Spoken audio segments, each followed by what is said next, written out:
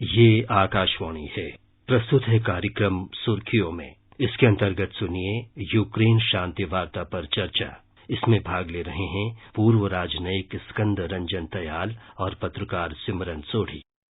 आज हम बातचीत कर रहे हैं सऊदी अरेबिया में जो समिट टॉक्स हो रही हैं यूक्रेन रशिया कॉन्फ्लिक्ट को लेकर, और भारत के national security adviser Ajay Doval वहां गए हैं भारत की तरफ से पार्टिसिपेट करने। हमने देखा है कि ये कॉन्फ्लिक्ट अब साल से भी ऊपर चल गया है और इसको लेकर बहुत से मुद्दे और बहुत से सवाल उठे हुए हैं। एम्बेसडर दयाल, जब ये आप देखते हैं जड्डा में आप भारत की तरफ से पार्टिसिपेशन है और यूरोपियन कैपिटल्स की तरफ से, यूएस की तरफ से चीन भी भागीदारी दे रहा है, तो क्या हम कोई उम्मीद बांध सकते हैं कि जेड्डा में जो आज और कल बातचीत होगी उससे यूक्रेन का जो एक कॉन्फ्लिक्ट है उसके समाप्त होने की कोई आशा हम लगा सकते हैं?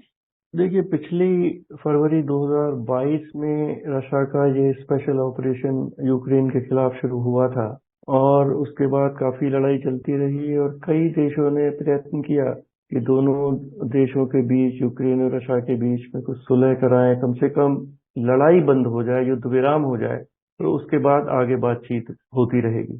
टर्की ने काफी प्रयत्न किया और एक अच्छा नतीजा उस समय निकला था कि जो यूक्रेन से गेहूं, कॉर्न, सनफ्लावर ऑयल वगैरह की एक्सपोर्ट ब्लैक सी के द्वारा होती है, उसको रशिया ने रोका हुआ था, उसको रशिया ने अलाउ कर दिया था। पर वो जो समझौता हुआ था वो भी अभी 8-10 दिन पहले रशिया ने उसको खत्म कर दिया, क्योंकि यूक्रेन का गेहूं तो बाहर जा रहा था पर रशिया का गेहूं और सनफ्लावर ऑयल का निर्यात नहीं हो रहा था, तो उन्होंने उसको जोड़ दिया। उसके बाद चीन ने भी कुछ प्रयत्न किया पर वो ज्यादा बढ़ा नहीं और वो एकदम पीछे हट गए। पिछले महीने हमने देखा कि अफ्रीका के कई जो अच्छे बड़े मुल्क हैं, साउथ अफ्रीका, नाइजीरिया वगैरह, वो उनके राष्ट्रपति रशिया भी गए और कीव भी गए, क्योंकि जिस तरह से अनाज का दाम बढ़ रहा है, फ्यूल की शॉर्टेज होगी, उसमें जो गरीब मुल्क हैं दुनिया के, अफ्रीका के हैं, उन पर सबसे ज्यादा खराब प्रभाव पड़ेगा। उन्होंने भी प्रयत्न किया पर उसका कुछ नतीजा निकला नहीं।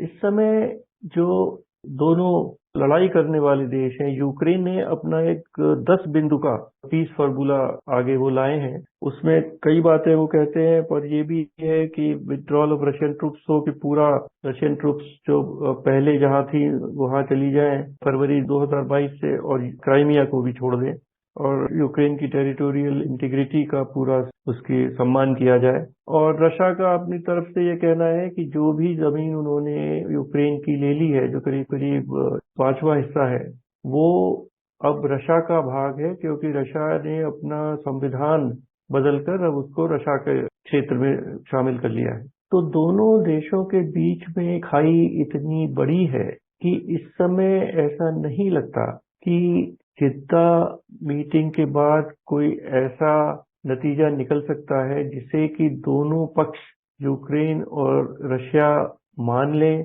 और शांति की तरफ बात हो, कम से कम युद्ध विराम हो जाए। और सऊदी अरेबिया ने जो अपना वक्तव्य दिया है उसमें भी यही कहा है कि वो ये प्रयत्न कर रहे हैं कि कुछ इस तरह की प्रोसेस शुरू हो जो आगे चलकर परमानेंट पीस की तरफ जाए और कोई इसका एक सॉल्यूशन इस विवाद का निकले।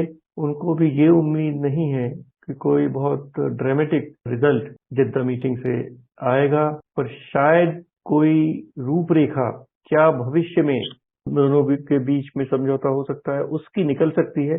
पर वहां रशिया है नहीं, और रशिया के बिहाफ पर कौन बात करेगा ये भी क्लियर नहीं है। यूक्रेन के पक्ष में बोलने वाले तो 30 देश हैं वहाँ इनवाइटेड, उसमें बहुत देश यूक्रेन के बाद बोलेंगे।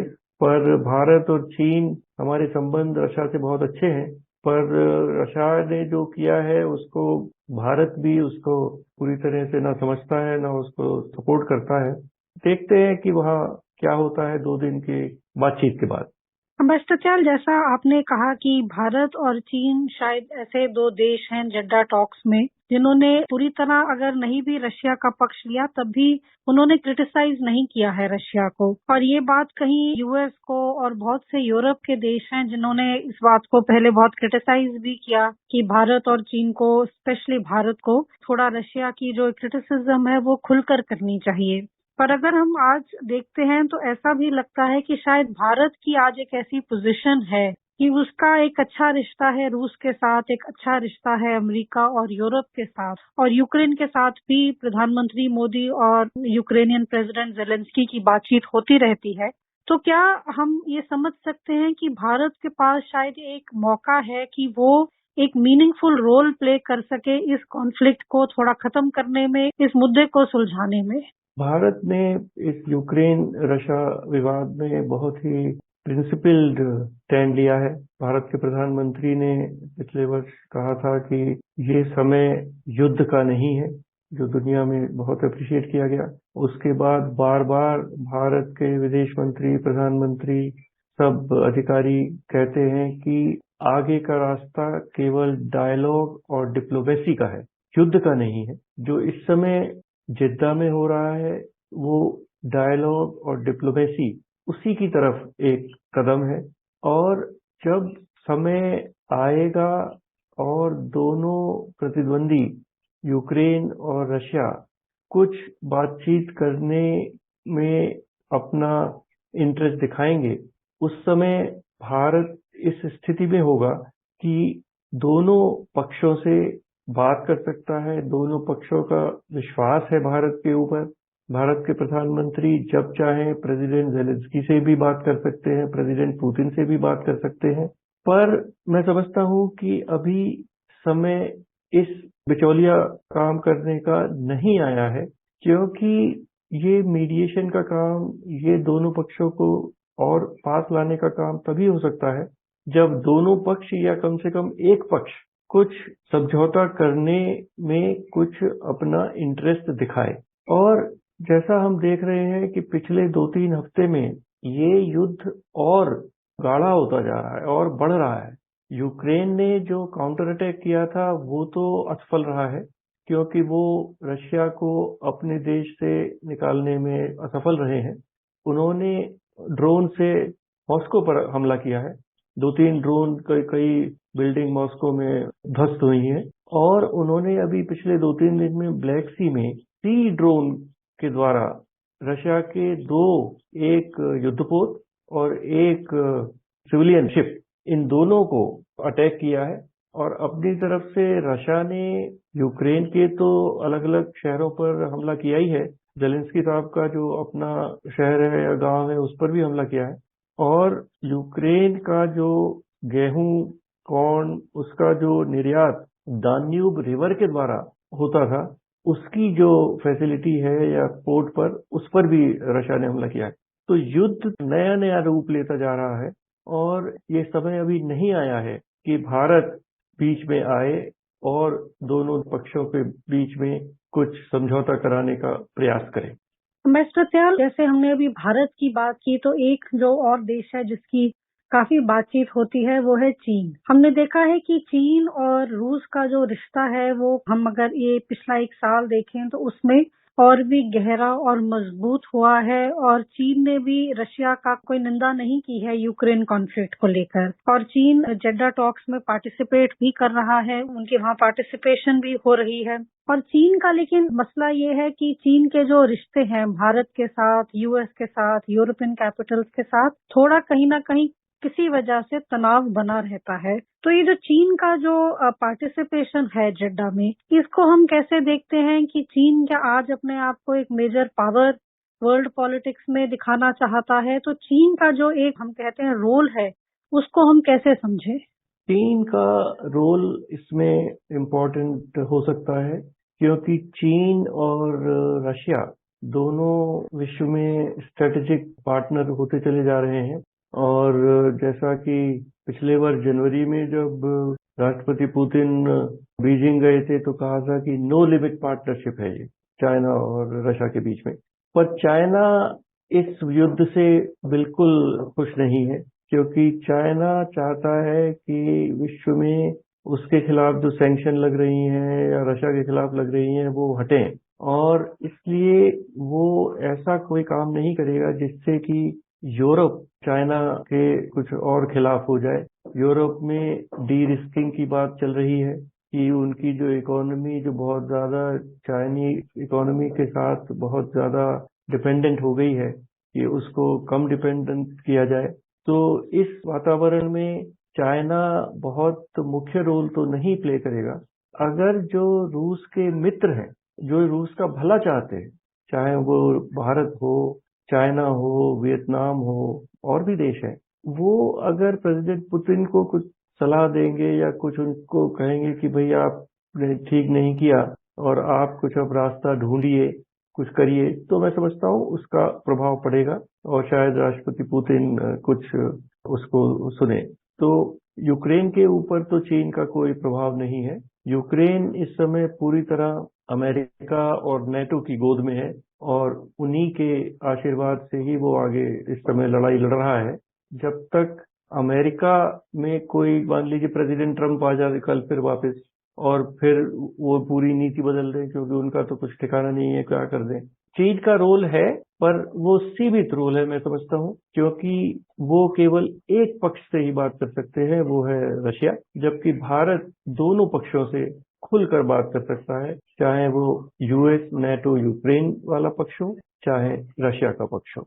सत्याल, हम ये भी देखते हैं कि ये जो टॉक्स हैं ये जेड्डा में हो रही हैं और बहुत से लोगों का ये भी मानना है कि जैसे हम देखेंगे कि इस महीने के एंड की तरफ ब्रिक्स का जो समिट है वो होगा साउथ अफ्रीका में, और लोगों का ये भी मानना है कि जो ब्रिक्स के जो मेंबर कंट्रीज है इन्होंने एक ज्यादा न्यूट्रल स्टैंड लिया है यूक्रेन कॉन्फ्लिक्ट पर, और जेड्डा में जो लोग मिल रहे हैं शायद एक कोशिश है कि हम इस कॉन्फ्लिक्ट को, जैसा आपने भी कहा कि यूक्रेन पूरी तरह यूएस और नेटो की गोद में बैठा है, तो क्या हम ये समझ सकते हैं कि थोड़ी कोशिश हो रही है कि इस कॉन्फ्लिक्ट को, जो मिडिल ईस्ट है या ग्लोबल साउथ है, उन देशों को भी आगे लाया जाए और कुछ रेजोल्यूशन की तरफ जो दुनिया है वो बढ़े? जी हाँ, क्योंकि ये जो लड़ाई हो रही है यूक्रेन और रशिया के बीच में, उसका जो असर है वो पूरी दुनिया पर पड़ रहा है, क्योंकि ग्रेन विश्व में सबसे बड़े एक्सपोर्टर गेहूं के